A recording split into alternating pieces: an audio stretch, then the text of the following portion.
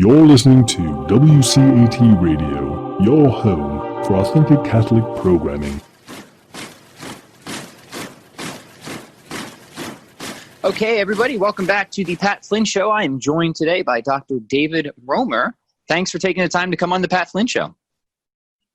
Oh, you're welcome. Yeah, so it's great to have you, and this is our first time having a conversation. So if you wouldn't mind, I would love to just hear a little bit more of your background, both your background in science and how you became interested in philosophy and theology as well. Well, I went to Fordham, a Catholic college. It's run by Jesuits, and I learned I had to take 24 credits of philosophy and theology. And then I went to NYU to get a PhD in physics, and I tried becoming a businessman, but it didn't work out. I became a high school teacher. And about 10 years ago, I started taking an interest in science. Well, I've always been interested in religion, but I started working on websites on the Shroud of Turin and the arguments for God's existence and evolutionary biology. Mm-hmm. So that started really about 10 years ago, I would say. Wow. Yeah, that's all three of those subjects are topics I would love to discuss with you.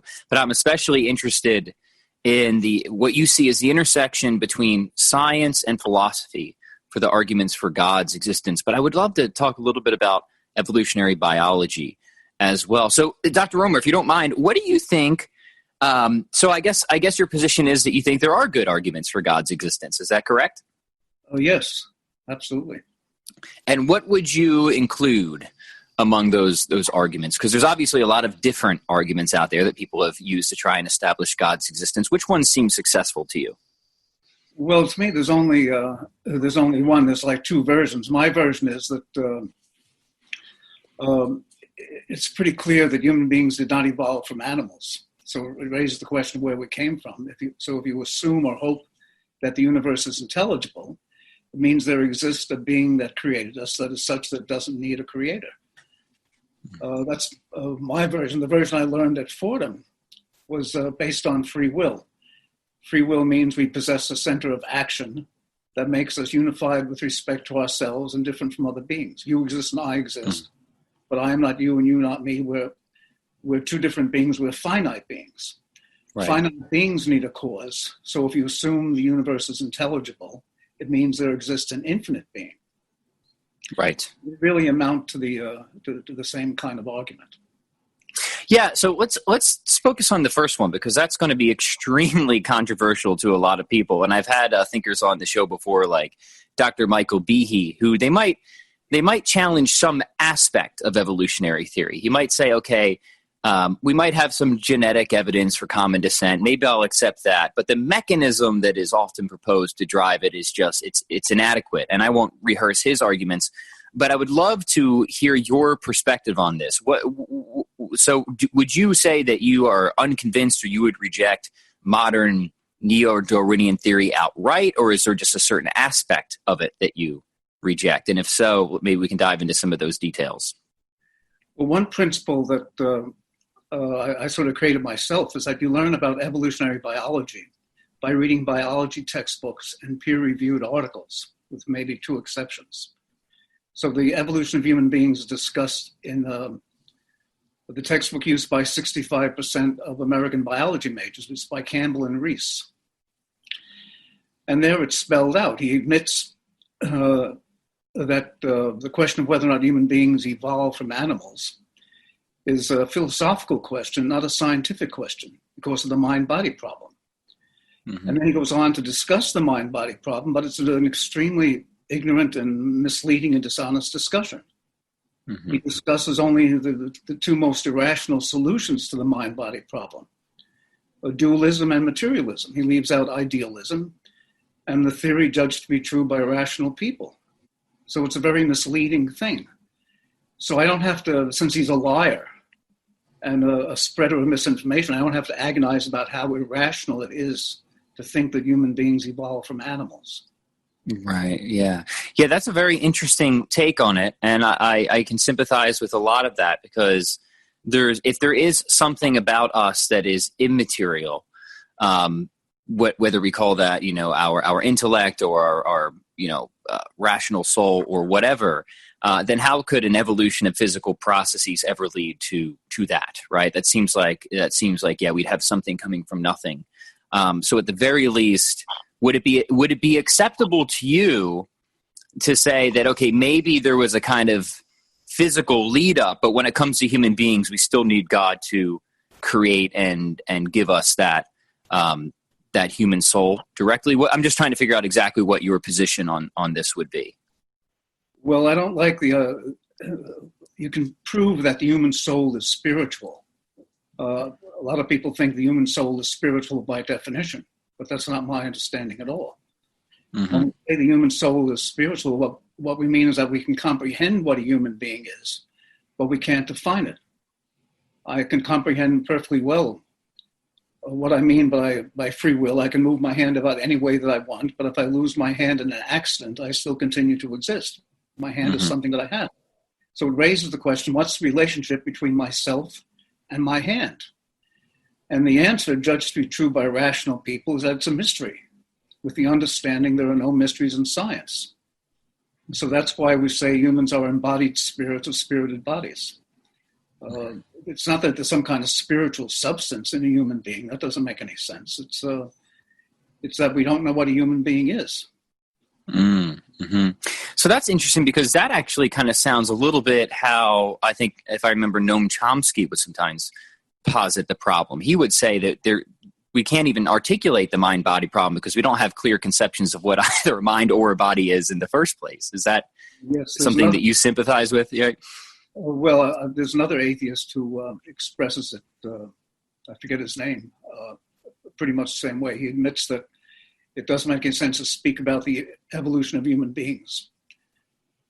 But he's, like most atheists and agnostics, he's misleading about all the different possible solutions. We know that human beings exist, but we can say that we're indefinabilities that become conscious of our own existence. Mm-hmm. That's not the same as dualism. The idea that there's some kind of spiritual substance in a human being isn't what I was taught at Fordham. Right. Yeah, that's sort of a Cartesian view, but I guess you're probably coming from a more Thomistic or hylomorphic or position. Yeah. Right. Yeah. Yeah. That's really interesting, Dr. Roehmer. So I kind of like where you're going with that, because you're saying, well, look, the question of evolution is just kind of, I guess, at best missing the point, right? Missing the kind of deeper and more important questions. Is that fair to say? Well, yes, I guess that's one way of putting it. Mm-hmm. So then, I guess the question there would be, somebody might say, well, look, it seems like we do have all this, this evidence for evolution. They might point to the fossil record. They might point to genetic evidence. So what would you make of that, or what are we supposed to make of that? How do we accommodate for that data, which people might say they find quite convincing? Well, the way it's taken care of in the biology textbooks, they just consider it a philosophical question, not a scientific question. Mm-hmm. So would you mind expanding on that a little bit for just for people who are following along, who might not be used to kind of hearing? Because I think the standard approach that people might take is they might just try and argue against some of that evidence and say, well, it doesn't really count in this direction, or it counts actually in the other direction. But I think you're kind of taking a different approach, and I'd love if you could expand on that a little bit.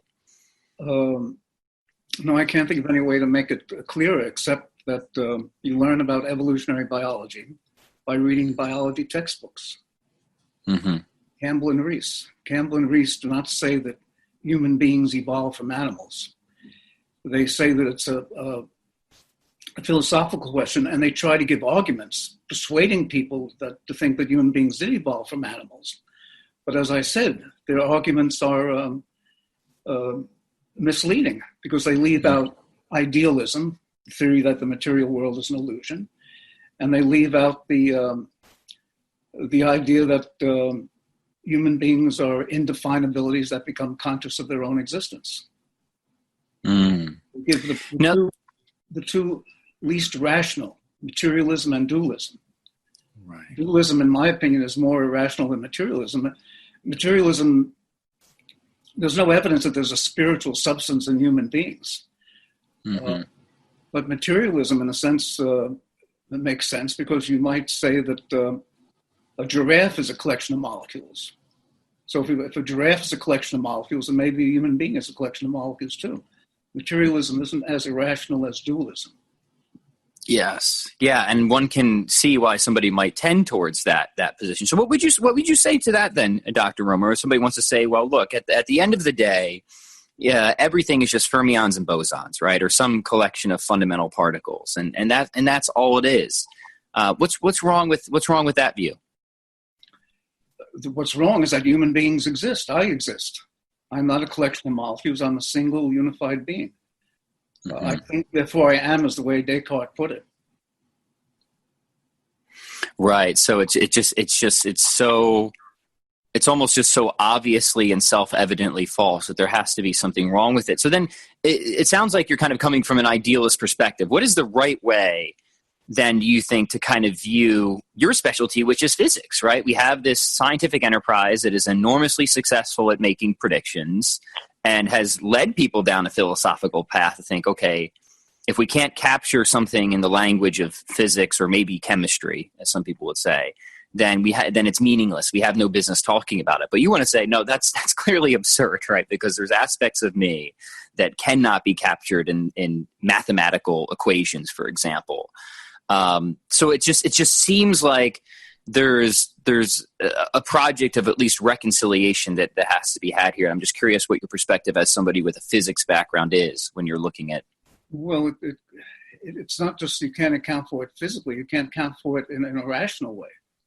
I can comprehend free will, but I can't define it. It's an entirely different kind of observation than a scientific observation. Right. So when you talk about idealism and the sort of material world being an illusion, that's very interesting to me, because it seems like certainly there have been Christian and Catholic idealists, but there's been other ones that aren't. So can you just maybe expand on that of what you mean in the idea that the material world is an illusion? Well, it was invented by Bishop Berkeley. He was sitting on a rock and contemplating the universe, and he figured he existed because God created him. But then he said, why did God create the rock? The rock doesn't know it exists. And he figured that God created the rock so that he would have something to sit on. But since God has infinite power, he could just as easily create the rock as the illusion that the rock exists. So in my mind, idealism is much more rational than materialism and dualism. What's wrong with idealism is our interaction with other human beings. Our interaction with the material world is very static, but our interaction with human beings is very dynamic. If you ask somebody for a date, you're sending out a signal, and you're filled with anxiety. Then when the answer comes back, it makes you either very happy or very sad. And you can get into a conversation about a pen. You'll be discussing it, and then I stick you with a pen that hurts like the devil. So there's no question that the material world is real. So idealism is irrational too.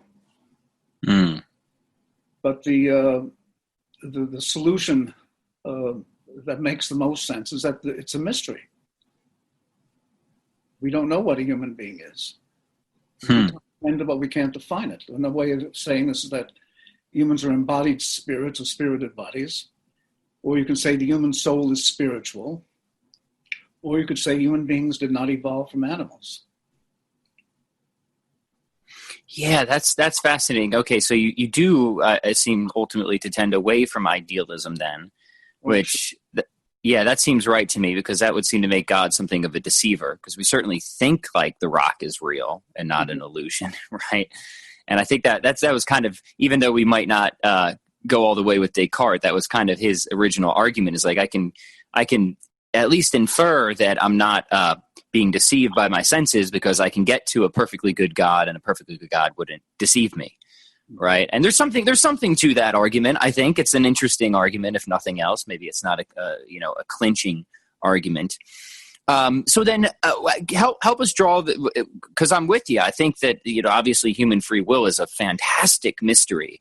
And I think that trying to reduce everything to physics and chemistry is an absurdity that hardly even rises to the level of nonsense, to see people kind of positing that we're nothing but, a collection of fundamental particles. Just, I don't even know how you could get to that conclusion. It just seems so absurd on its face, but people go there.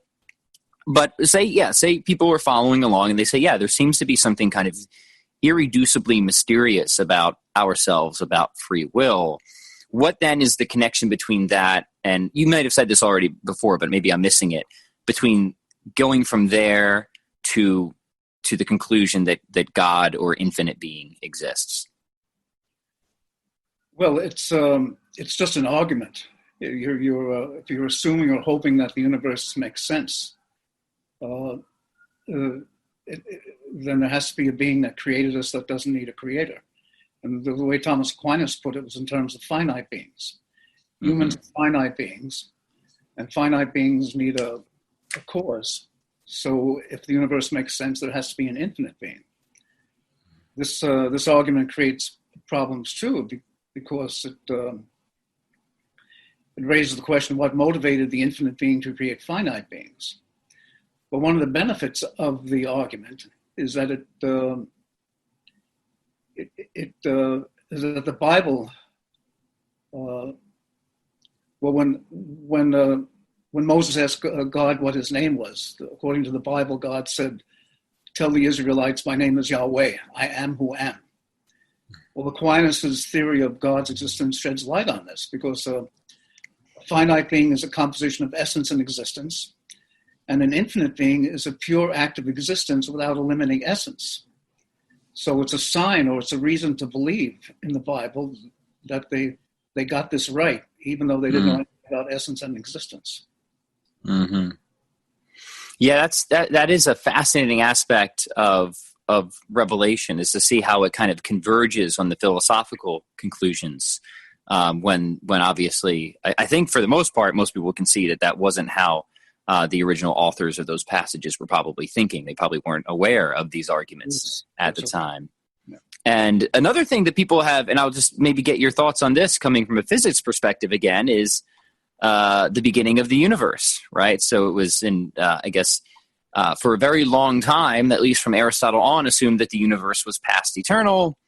But then in the fairly contemporary age, there seems to be evidence to suggest that some 13.8 billion years ago, that there was a beginning to the physical universe, which seems again to sort of converge on the revelation of in the beginning, God, created the heavens and the earth. What are your thoughts on that? Do you think there's something to that? Oh, yes, absolutely. It's the discovery of the Big Bang, that the universe began to exist 13.7 billion years ago, is a reason to believe in the Bible, because the Bible says God created the universe from nothing. But I consider it evidence that God does not exist, because it's evidence that the universe is not intelligible. So I'm against the God of the gaps arguments, where you use unsolved scientific. You use the existence of God to explain the unsolved scientific questions, like what caused the Big Bang, and the origin of life, and the fine tuning of constants. Okay. Yeah, I see. So would you reject then that some of those arguments, like the Kalam argument or the fine tuning argument, where people might say, well, look, we have these.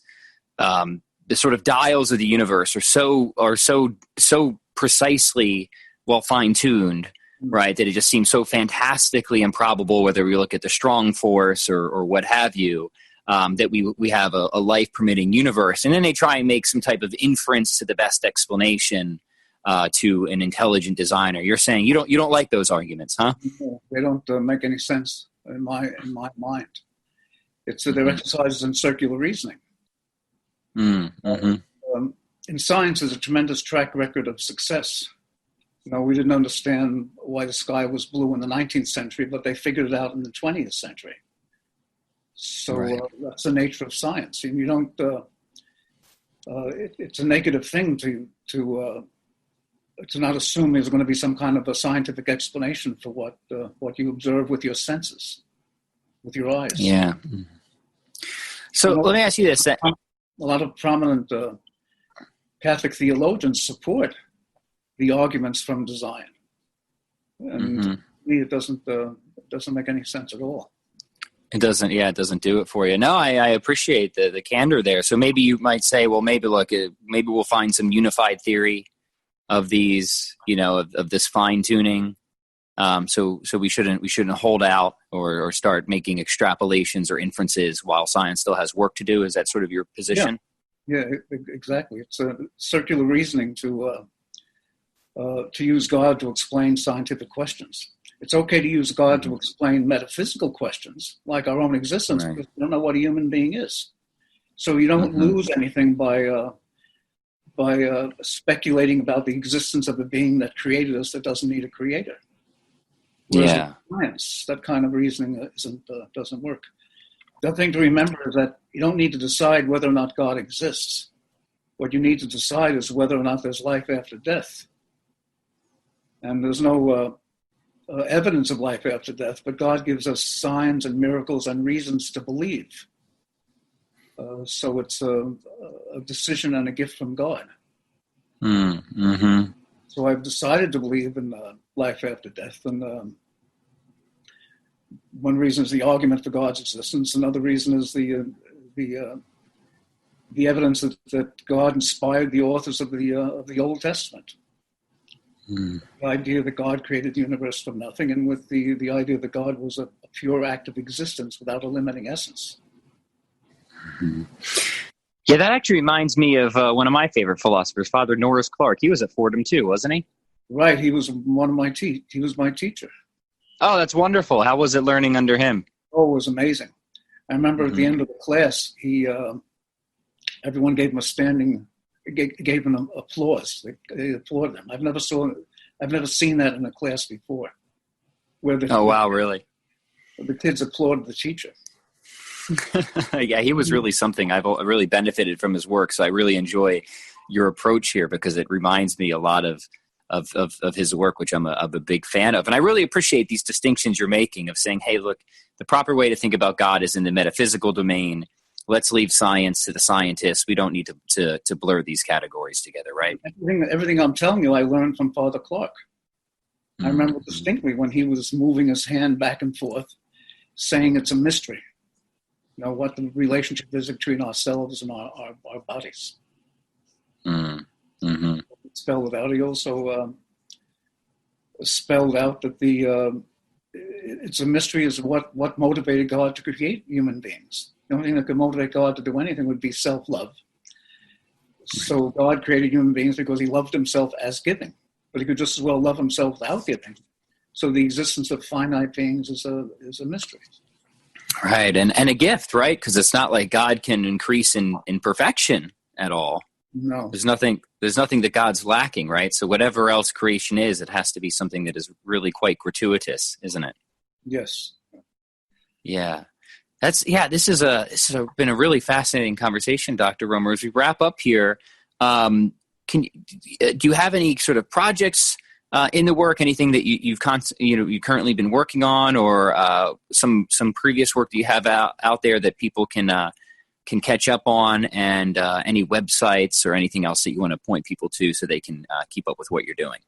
Well, I have a lot of websites, and I was just selected by Who's Who in America, Marquise's Who's Who in America, and that's giving my ideas a lot of circulation. So what I'm hoping to happen is that the Stanford Encyclopedia of Philosophy has 3 long entries on God's existence. They call them the cosmological argument, the teleological argument, and the ontological argument. So if you read all 3 of those arguments, you don't learn the correct concept of God, that God is the creator of human beings and that human beings have not evolved from animals. So I think it's, I'm hoping that, we can put enough pressure on the Stanford Encyclopedia to stop giving misinformation about God's existence. Yeah, well, good luck in that project. That would be cool to see maybe your work included in there as well. If it doesn't replace it, then perhaps it could supplement it or be included in addition to it. That would be great. And do you have a personal website that people can visit? Would you mind sharing that with us? Yeah, it's my main website is dkroehmer.com. Fantastic, and we'll be sure. Yep. Yeah. Well, this has been. Yeah, I'm sorry. I keep talking when you're talking. You go ahead and finish your thought, then I'll chime in. Yep. No, I have a number of websites. I don't know which one to actually say. Well, we'll keep it easy. Whatever websites you have, we'll be sure to link them in the show notes so people can check all of them out. So, Dr. Roehmer, thank you so much for your time. This has been an absolutely fascinating conversation. It's certainly given me a lot to think about, and I hope that it gives our listeners something to think about as well. Well, thank you. Yes, thank you. Have a great day. Same to you. Bye-bye. Hello, God's beloved.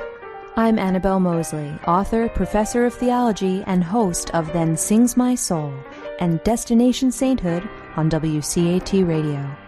I invite you to listen in and find inspiration along this sacred journey we're traveling together to make our lives a masterpiece and, with God's grace, become saints. Join me, Annabelle Mosley, for Then Sings My Soul and Destination Sainthood on WCAT Radio. God bless you. Remember, you're never alone. God is always with you.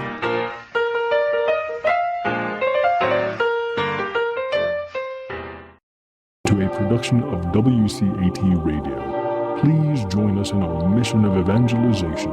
And don't forget, love lifts up when knowledge takes flight.